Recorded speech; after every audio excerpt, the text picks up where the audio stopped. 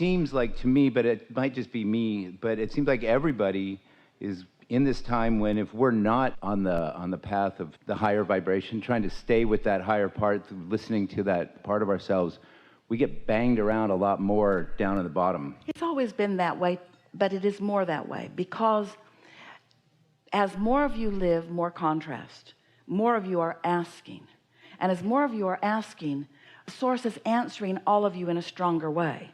So the non-physical part of you is offering its influence in a stronger way because of the increase in the momentum of what you're asking for. So if you don't let go and go along with it, it's harder on you. That's why thrivers are thriving more and those who aren't thriving are thriving less. It's like those who are prospering are more prosperous, those who aren't are less. It's like a giant magnifying glass is laid over the whole of your society, and whatever you've got going on is going on in a stronger, more obvious way, which is such a wonderful thing. It's what you ask for because it's causing you to launch more rockets. But here's what you're pointing out: if your life, which is all we're talking about here, is causing you to launch more rockets of desire and you're not going along with it, then you've got no satisfaction. Satisfaction is about an intention that you move in the direction of. Yes? Satisfaction is an intention you move in the direction of. The feeling of satisfaction is moving toward what you want, and dissatisfaction is holding yourself in resistance to what you want. So when you think that somebody else is the reason that you're not getting what you want, that dissatisfaction just gets compounded big time, doesn't it? Because you're giving all your power over to them, which they don't really have. Feels to you like they do, but they don't. Something as simple as Esther plays a fun game with herself where she draws a bunch of circles on a page and she pretends like it's a piece of Swiss cheese. And then the things that she intends to do on a particular project, like IRS taxes or cleaning out the garage, it could be anything that she procrastinates because it requires a bigger piece of time than she has right now. So she continues to not do it, even though she really wants to do it. So she wants to do it and doesn't do it. It causes a sort of tension in her. So she just puts it in the little circles on the page, and then she says to herself, I'm just going to eventually get all of that circle. She uses a yellow marker because it's the color of cheese, and she just crosses them off when she gets them done. Colored cheese? Yellow cheese. And every time she does it, she's moving a little closer toward an intention, and it has increased the satisfaction factor. Because don't you all, it's certainly true of Esther, have things that are so delicious to do that every impulse you have moves you in the direction of it? Well, you have a lot of intentions that you haven't created enough momentum that it feels that way. Everything relative to the action in your life could feel wonderful if you would make a decision and then line up with the decision. But when you make a decision and then you work against the decision, then you've got dissatisfaction. When you make a decision and line up with the decision, then you're in the flow. And what you begin to notice is that everything is fun, and that the universe knows where all the fun is. And when you get an idea that improves something in a way that gives you a big time improvement or something like that, it is exhilarating. In other words, all kinds of things. You are creators interested in creating.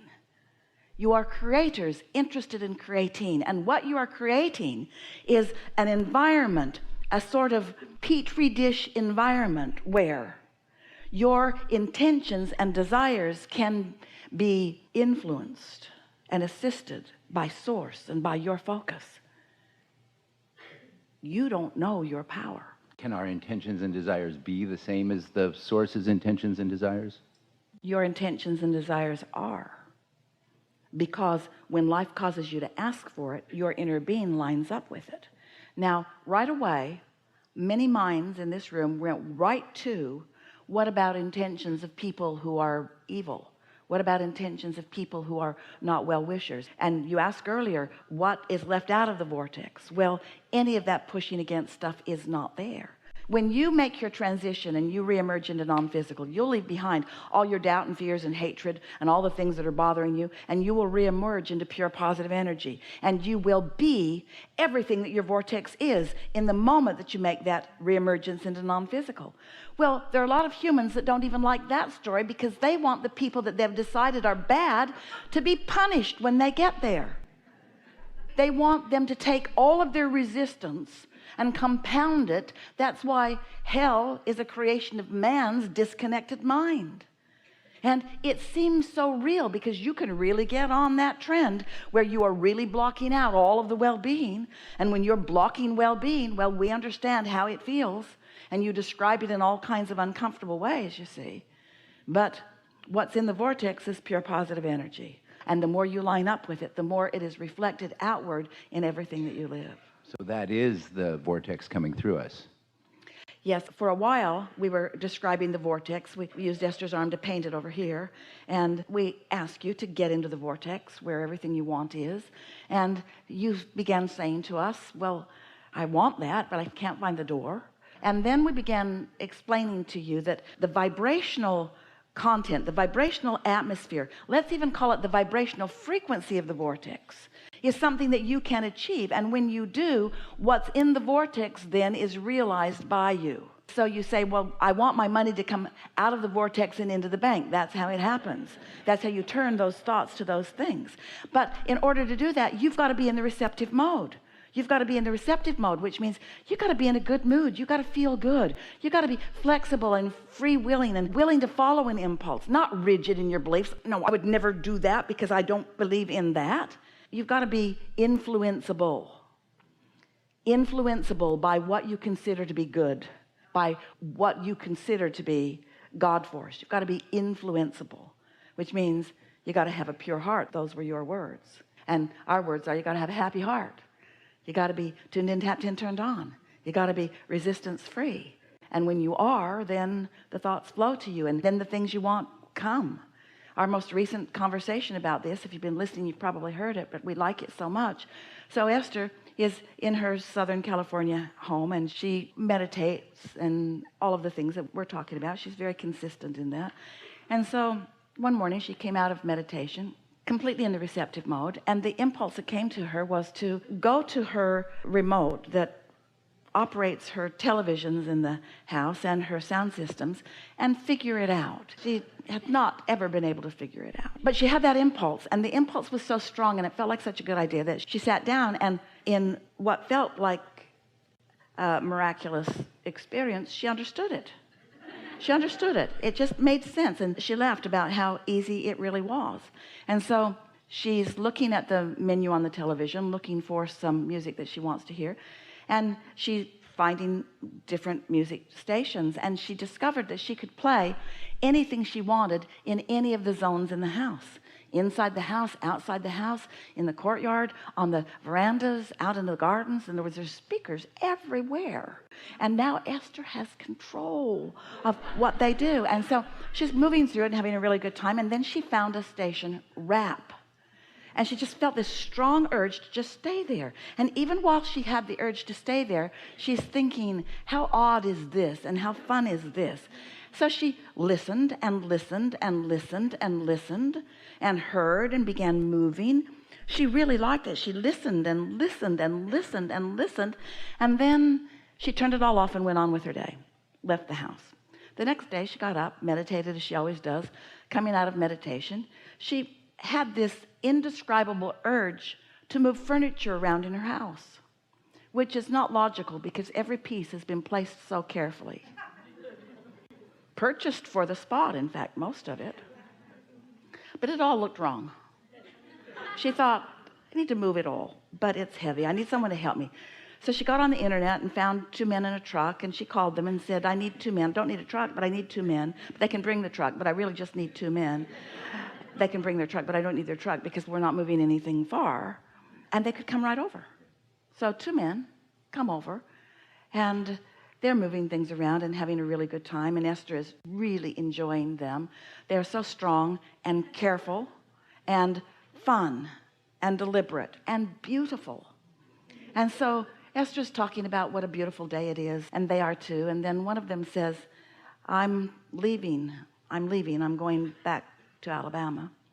And Esther said, why? And he said, because I am a rapper and I'm not getting anything going here, but I had some stuff going there, so I'm going to go back to where it's going. And Esther said, hang on a minute. So she went in, got her remote, pushed some buttons, and now at full volume in every zone, rap is happening. So she went back out into the room where they were, and his eyes are very big. He said, who are you? What do you do? And Esther said, I'm a teacher. And he said, what do you teach? And Esther said, rap. And then she admitted no. And then they got talking about how whatever you want can come to wherever you are, that the universe is awash with opportunities for you. She gave him books and CDs and conversations, and most of all, belief in him. So when you think about it, you know all of that was in Esther's vortex. Nothing she wants more than to be in a situation where she can influence someone toward their own well-being, and nothing he wanted more than to not leave San Diego. Nothing he wanted more than to be able to follow his dream right where he was. And you got to know, his inner being knew what his path of least resistance was. It was Esther. And Esther's inner being knew what her path of least resistance was. It was rap. It was the music. It was the speakers. It was moving furniture around. They actually moved all the furniture back to where it was. It wasn't about moving the furniture. It wasn't about the furniture being moved. It was about moving the furniture. It wasn't about the creation. It was about the creating. You sort of getting what we're talking about? Yes. Yeah. So your inner being knows where all your paths are. And here's the thing that sometimes, and this really is the answer to the question that you said here. Sometimes you're inspired to greater clarity about something. So it's like your inner being is inspiring you right into the hornet's nest, so to speak, that causes the launching of a desire and greater clarity. Because if you don't know what you want, you cannot focus upon it. So your life is showing you what you want over and over and over again. That's step one, you asking. But step two is taken care of. That's the vortex. That's your inner being. That's law of attraction. Step two, ask and it is given. It's done vibrationally. But you got to do step three. You got to get somewhere in the vicinity of the receptive mode. And when you do, you'll start receiving. And that receiving, not just for the sake of getting from over here to over there, but for the fun of dancing from here to there, over and over and over again on lots of different subjects. For the thrill of the movement, for the thrill of the dance, for the thrill of the thought, for the thrill of the co-creation, for the thrill of the ideas, for the thrill of the confirmation, for the thrill of the compounding of who you are, for the thrill of the influence of your source within you, and then your source within you influencing outward toward others. In other words, we are all in this together, you see. And everyone has come to have a really good time. Life is supposed to feel good to you. Yeah. Thank you. Yes, indeed. Thank you.